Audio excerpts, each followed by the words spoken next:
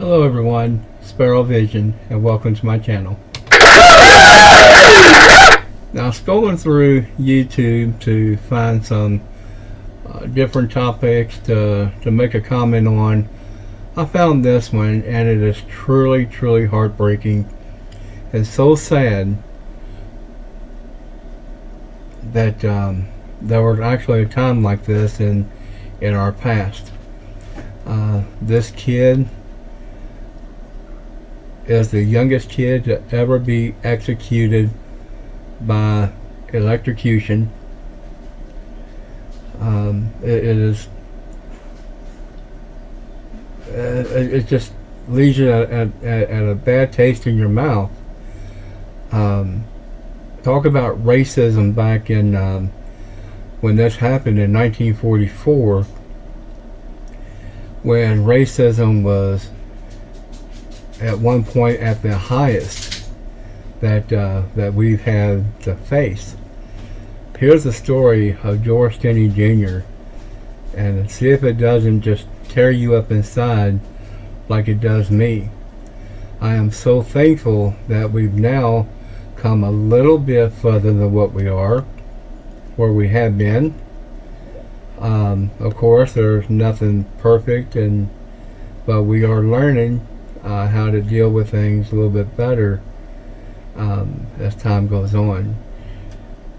And I'm so glad that we now have a different system that they did back then, to where now people get somewhat a little bit better chance of pleading their case. Granted, now, like I said, somewhat. So here is the case of George Stinney Jr. I begin with the heart-wrenching reality of a teenage boy who became the first to be executed by law. The small town of Alcolu, South Carolina, in the year 1944 was a time of racial tension and injustice, and George Stinney Jr., a 14-year-old African-American boy, found himself at the center of a horrific crime. Two young white girls, Betty June Benniker and Mary Emma Thames, had been brutally murdered, and the town was desperate for answers. Alright, right there it already paints the portrait of racism. It involved two young white girls with a young black male, 14 years old. Without any substantial evidence, the police turned their attention to George Stinney Jr. His family, living in poverty, became an easy target for the authorities. In a shocking turn of events, George was arrested and charged with the murders. Now again, what they said was a family living in poverty, which means they didn't have money for an attorney. They had to rely on court-appointed attorneys. And back then, of course, I wasn't born and raised back then, but it all goes how attorneys are, how they feel about their clients on good representation. This is one. The trial that followed was nothing short of a travesty of justice. The trial began with Charles Plowden, George's court-appointed attorney, who did little to defend his client. Plowden failed to call any witnesses to the stand or present any evidence that could cast doubt on the prosecution's case. See right there, wouldn't call on a single witness to help his client put him in a different place and time at the time of these murders. Didn't do anything to help his client. In his mind, he was already guilty because, in my opinion only, from what I know a little about this case, the attorney thought he was guilty because he was a young black male accused of killing two young white females. The most significant piece of evidence against George was his alleged confession, but there was no written record of this confession. The prosecution painted a picture of George Stinney Jr. as a cold-blooded killer, using his alleged confession as their strongest weapon. They claimed that George had confessed to murdering Betty June Binnicker and Mary Emma Thames after his plan to have sex with one of the girls failed, but there were lingering doubts about the circumstances surrounding this supposed confession. Throughout the trial, George Stinney Jr. sat alone, without the support of his family or anyone who truly believed in his innocence. The weight of the accusations and the overwhelming presence of the courtroom must have been unbearable for a young boy of just... Yeah, 14 years old, you're accused of a heinous crime, and you can't even get support of your own family.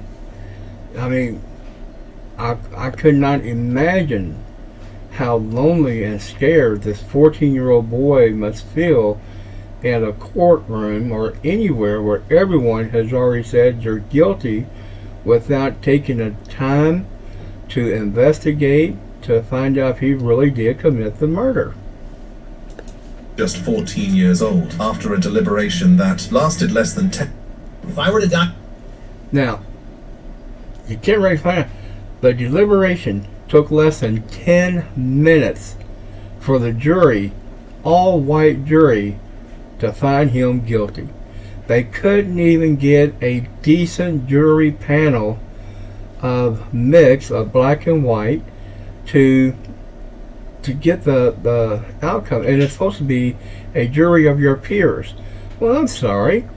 12 grown people, white, are not your peers.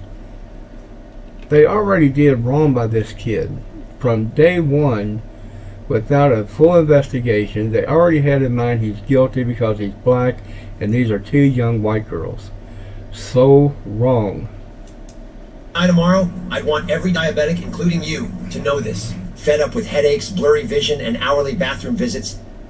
10 minutes, the all-white jury found George Stinney Jr. guilty of murder with no recommendation for mercy. The verdict was met with shock and disbelief as many questioned the fairness and integrity of the trial. On April 24, 1944, George Stinney Jr. was sentenced to die by electrocution, but even in the face of such a grave sentence... Now you're getting ready to hear how long it took from the time they arrested him until the time of execution. Never in my life have I ever heard such tragedy of justice. So wrong. Even for 1944, so wrong. There were those who believed in George's innocence and fought for his life. Organizers from both white and black ministerial unions petitioned Governor Olin Johnston to grant George clemency, highlighting his young age and the potential for a miscarriage of justice. Hundreds of letters and telegrams poured into the governor's office, pleading for mercy and calling for a fair reconsideration of George's case. But despite the outcry and the appeals for justice, none of it was enough to save George Stinney Jr. from his fate. On June 16, 1944, he walked into the execution chamber at the South Carolina State Penitentiary, a small and frail boy weighed down by an unjust conviction. The switch was flipped and 2,400 volts surged through George's body. After 2 more jolts of electricity, the life of the youngest person ever executed in the United States came to a tragic end. The entire process from arrest to execution took less than 3 months. 3 months. 3 months. Just from the time of arrest to execution. Didn't even give this young kid proper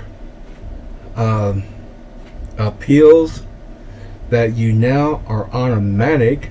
You get pill after pill after pill.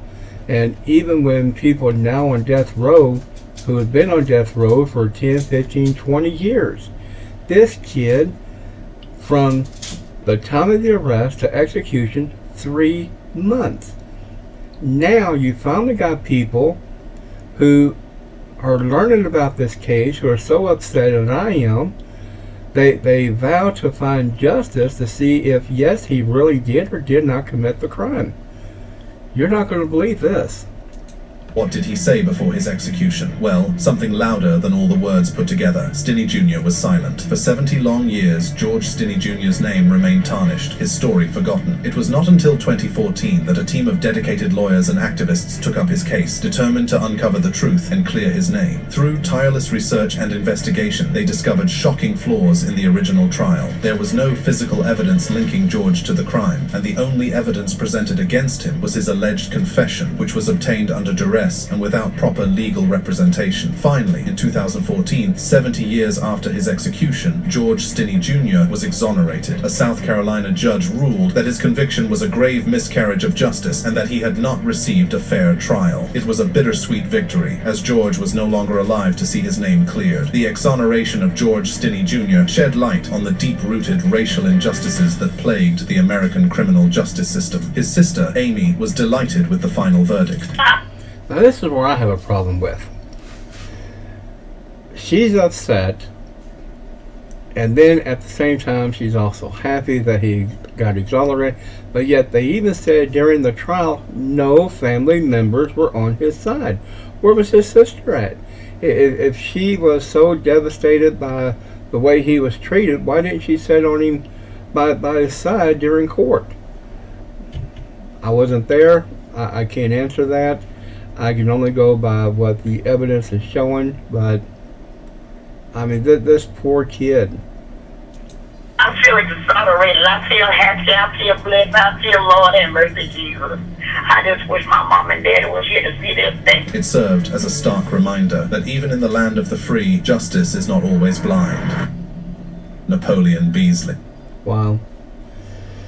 That really shocked me when I learned about this case and listened to it, and it's just so heartbreaking to know that the state killed a 14-year-old boy with lack of evidence, no real attorney to help plead his case.